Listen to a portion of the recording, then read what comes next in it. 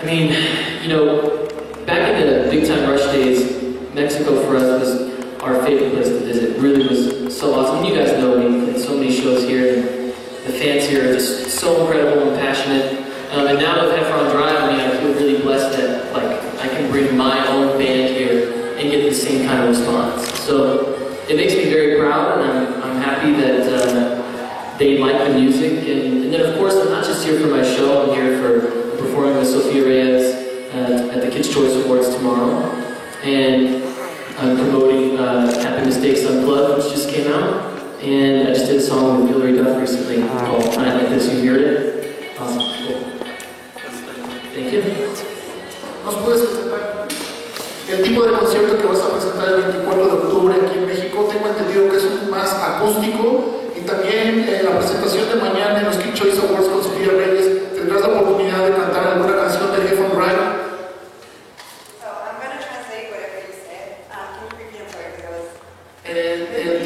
El tipo de concierto que va a tener mañana, el 24 de octubre, si va a ser más acústico al sonido que viene en el disco, y también si va a cantar mañana alguna canción de Heffron Drive en los Kids' Choice Awards. ¿De qué? De Heffron Drive, mañana. ¿O solo es la participación con Sofía Reyes?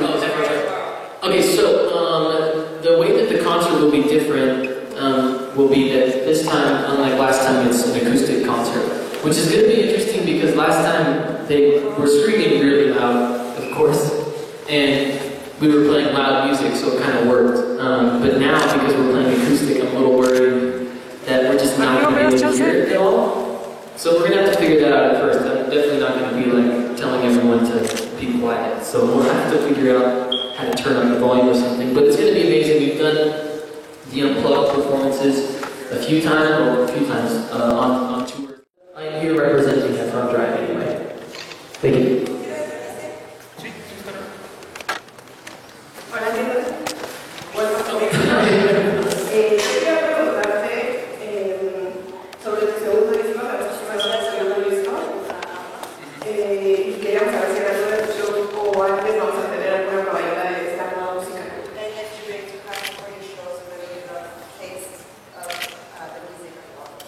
Before the show. Well, the Unplugged album came out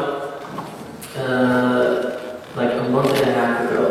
So hopefully anyone who downloaded it on iTunes here has it. But I am planning on bringing a whole bunch of CDs because it's, you know, kind of difficult to get the Unplugged record here in Mexico. So I'm going to bring a whole bunch, and hopefully everyone can walk away with an actual CD of the Unplugged record. Because I really didn't even make that much. It's kind of a limited thing as far as the physical albums. I mean, you could buy as many as you want on iTunes, but the physical records, they have a poster in it, and they have, you know, the artwork and special things and all that stuff. So I wanted to bring some down so that people could actually have the CDs.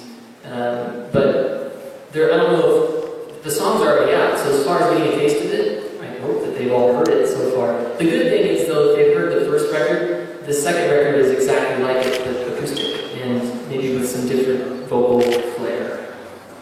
I actually kind of like it more, to be honest.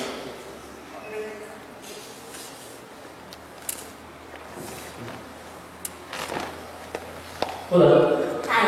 America from Pop. Awesome. Do happy mistakes really exist? Have you ever experienced them? Oh my, yeah, of course happy mistakes exist.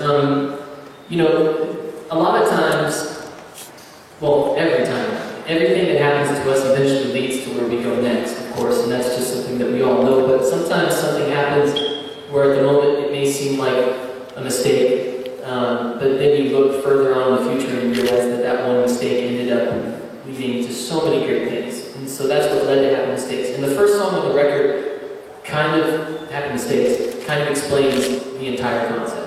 You know, that even when you think you've made it, you still have a longer way to go. And that's not just with one thing, that's with relationships and careers and, you know, accomplishments. So it's a really, to me, it's a really powerful song. And the good thing is it seems to translate to people. I think they get the message. But yeah, I've had many, many happy mistakes in my life. They all led me here, so I'm happy about it. Thank you. Thank you.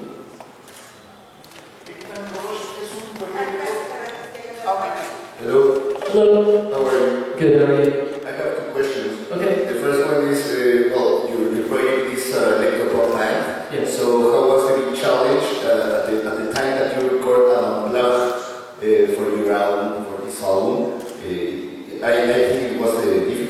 The same with where's your partner right now? Where is he? He is actually busy. He's been doing some stuff at other music festivals in the States, making appearances at music festivals.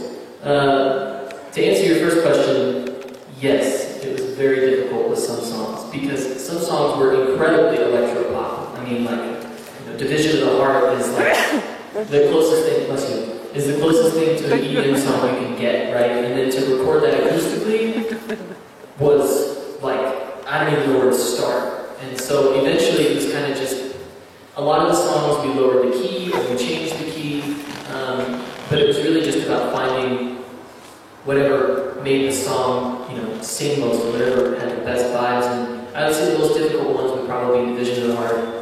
Nicotine was tough. We did Could You Be Home, we did in one take.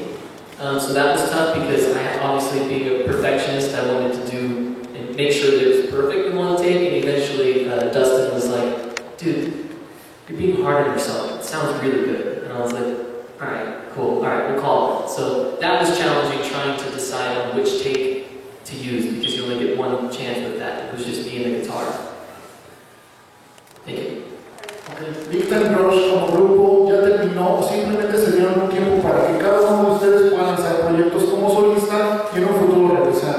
So is Big Time Rush already out there, or is it did you guys take a break and doing your thing as solist and like as a solo artist, and now you're going to Well, the difference between a band like Big Time Rush and Heffron Drive is that in Heffron Drive, the decision makers in the band are us, right? And in Big Time Rush, the decision makers are like 500 people. So, in my mind, well, first of all, it was on Nickelodeon, and there's only so long you can be on Nickelodeon before you start to look like a creepy old guy. So that was only a matter of time. And then as far as the music was kind of fueled by the TV show. So as soon as the TV show was over, it was just, running on its own musically, and I think that the TV show really supported the music more than I think anybody thought. But I would say we're just on an extended break because I've never actually said I would never play shows with Big Time Rush again, and we love each other, we're all really great friends, we all keep in touch all the time, and we support each other with everything. In fact, we were extremely supportive with Heffron Drive. I don't know if you guys remember at the Mexico City show, they let me perform a Heffron Drive song. So the boys, supported almost more than anybody, and in my mind, I would like to do a comeback, but before it hurts, like before your knees hurt, and so maybe we'll do a comeback in our mid-30s or something like that. Get enough. This way. Hey. What's up? How has been your journey with Heffron Drive these days? Because maybe you have more space for the creativity. I don't know what you can tell me about that. And what is it kind of like? Well, yeah, I'm happy to answer both, by the way. As far as creativity goes, it's all me, and in Big Time Rush, we wrote a lot, but it was, all four of us wrote songs either together or individually and stuff, so it was really hard to decide, whose song we're going to choose, because I don't think anybody wanted to be like, no, and everyone wanted to be nice to each other's songs, so we ended up just kind of going with, maybe we'll do, each person gets two, and if they make sure they fit together. With Heffron Drive, it's like I said, the two decision makers, creatively, is Dustin and I. And it's like, do you think it sounds good? I don't know. Do you think it sounds good? I don't think it sounds good, And so recently we've been kind of reaching out to friends that we respect for advice and songs and be like, do you like this one more than this one? But the journey is, Big Time Rush was an extremely fulfilling whirlwind journey, all at one time. Heffron Drive is like growing a band from a baby, and nurturing it and making sure everything is taken care of, and that the people who support it, the fans, get the music that they want. And the good thing about being independent is I can release music whenever I want. I don't have to have some big plan to release a single. I can just release a single and promote it, and I don't have to ask anybody's permission. So it's really kind of cool.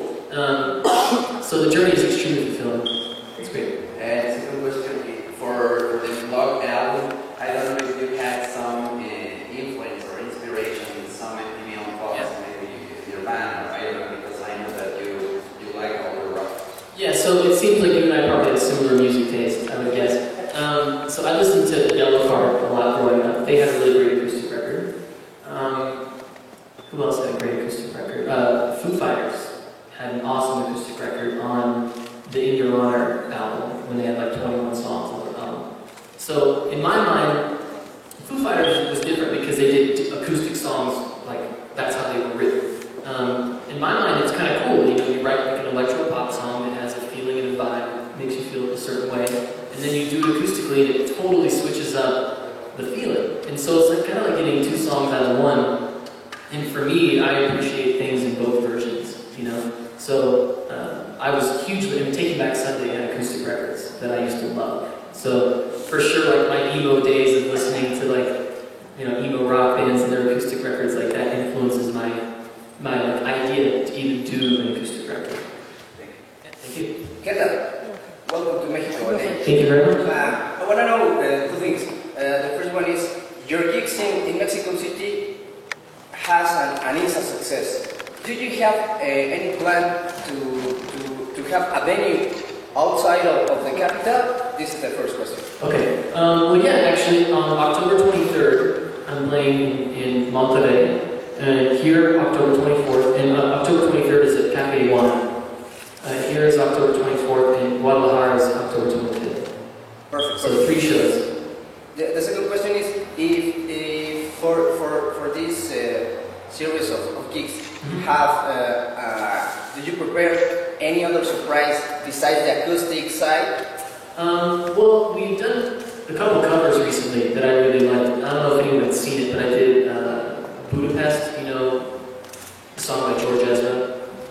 We covered that for meet and greets and stuff like that. And then during one show, I think it was the last show we had in Philly, we did I call it Cowgirl Take Me Away, but it's a Dixie Chicks song. I don't know if you guys know who the Dixie Chicks are. And that was cool because I'm from Kansas, so I have like all the country vibes still left in me. And we should probably plan something special for Mexico City, just because Mexico City has always treated us very special. So I know Dustin and I have been thinking of some ideas, but this is going to be a fantastic show. It was amazing last time, and you know, coming from playing shows in Mexico City for 20,000 and then going from that to 2,000, it was almost like there was no difference. You know, like in my mind, they were just as excited, just as loud, and it made me feel the same. I had the same nerves, you know, the same excitement. So I love being here, and the fact that you guys all showed up is really cool, and I appreciate it a lot. Thank you. Hi. Hola, Ninochka Aguilar de Prensa Escenario. ¿Las hago en español y me pueden ayudar en inglés, por favor? Sí, solamente primero las contestas más despacio para que... Ah, claro, sí. La primera, ¿por qué enseñar tus videos en MySpace, que ahora casi nadie lo usa, y no en Facebook o YouTube o Dailymotion? ¿Es eso?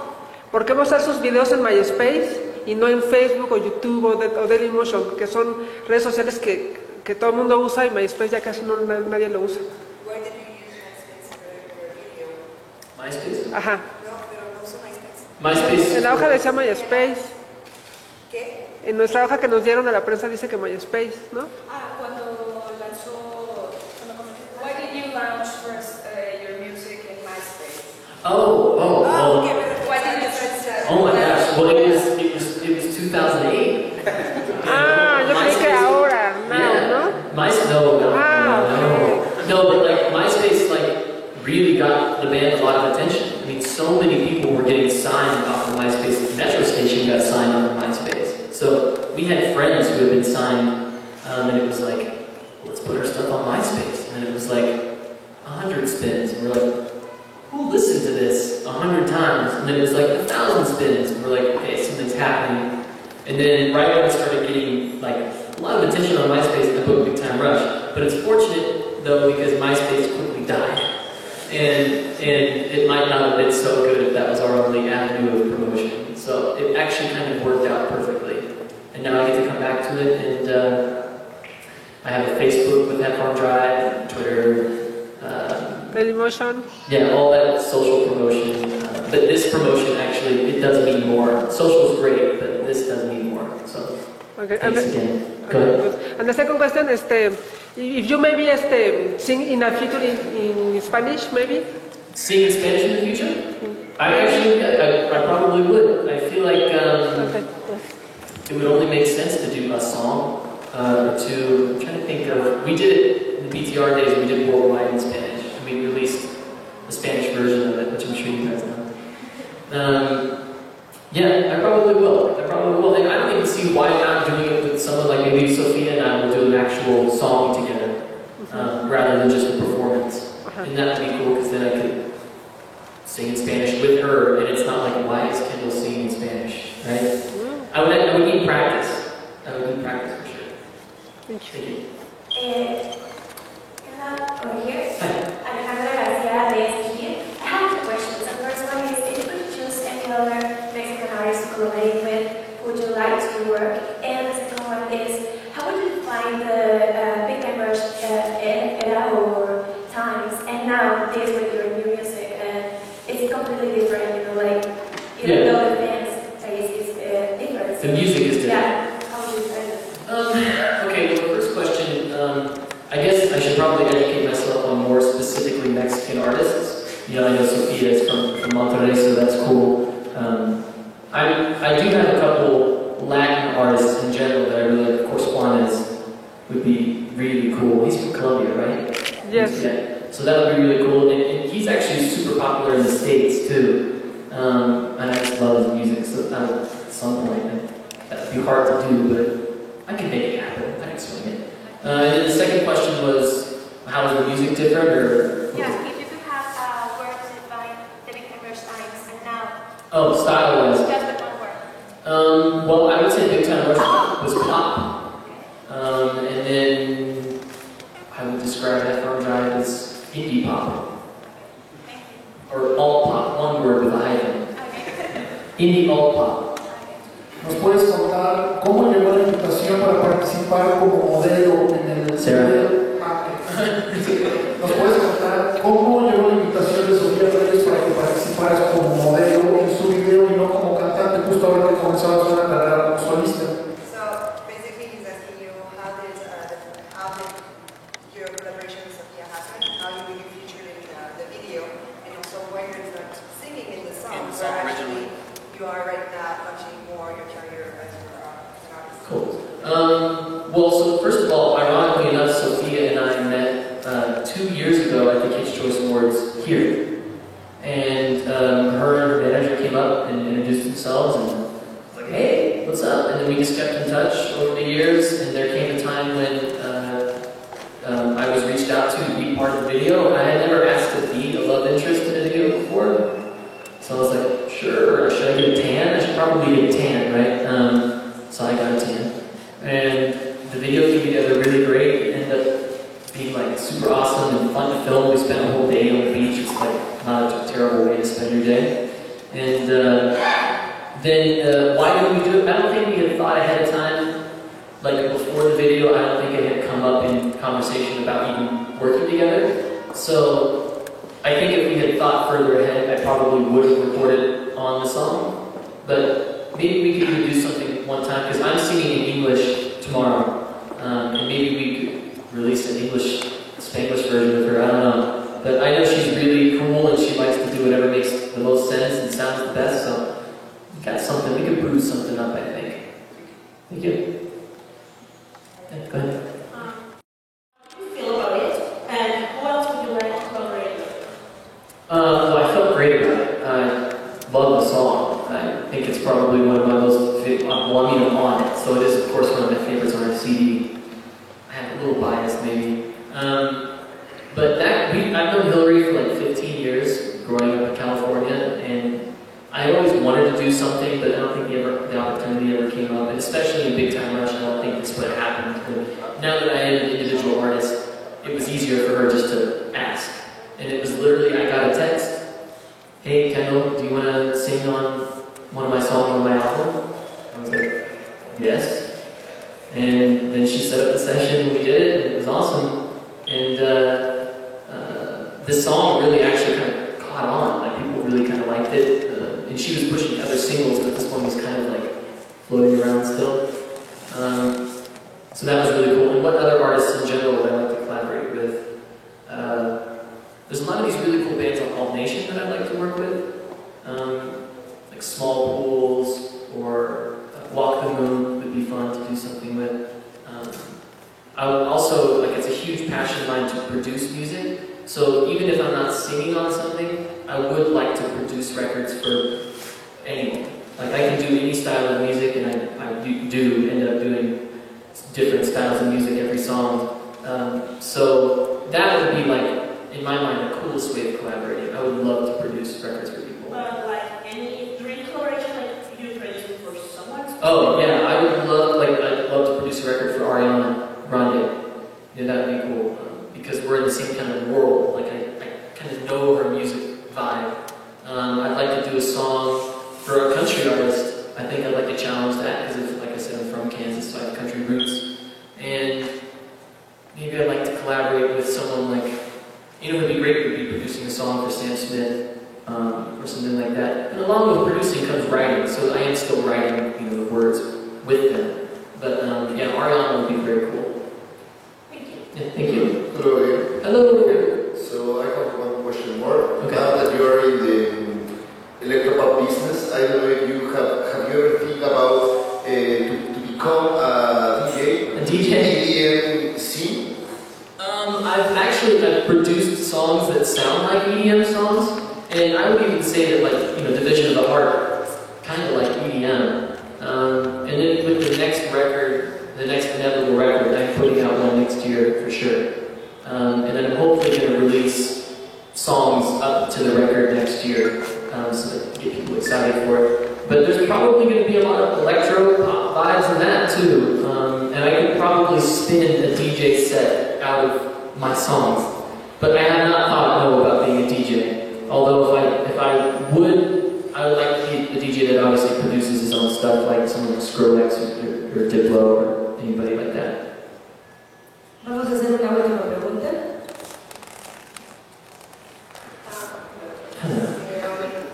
Hola. Mira, yo quería preguntarte si tendrá música nueva este año o alguna probada de nuevo like a new music or like a new taste for the album this year? It won't. I will release something this year for sure because I want people to get excited for it next year. But I'm thinking the beginning part of next year, I'll release either an EP or a full length. EPs are cool, but like I write a lot of songs, so like I kind of want to put out 12, you know, or 13, because doing 5 seems kind of like, and it doesn't cost me anything to make songs because I do it all myself. So I could put a record together of 50 songs if I wanted to. It'd be crazy, but I'm definitely planning on releasing a record next year. Don't have a name for it yet, but they usually kind of just find themselves, you know, kind of like in a song. But yeah, I will be releasing something. I already have stuff I've been working on that I could finish up and release to get people excited, and then that would go on the record next year. So I'm trying to decide what kind of sound I want to show first, because like I said, they all kind of end up sounding different. Anyway, it's just whatever I'm thinking about at the moment. Thank you. Muchas gracias a todos por acompañarnos. Los esperamos en el show el 4 de octubre. Gracias para todo. Thank you.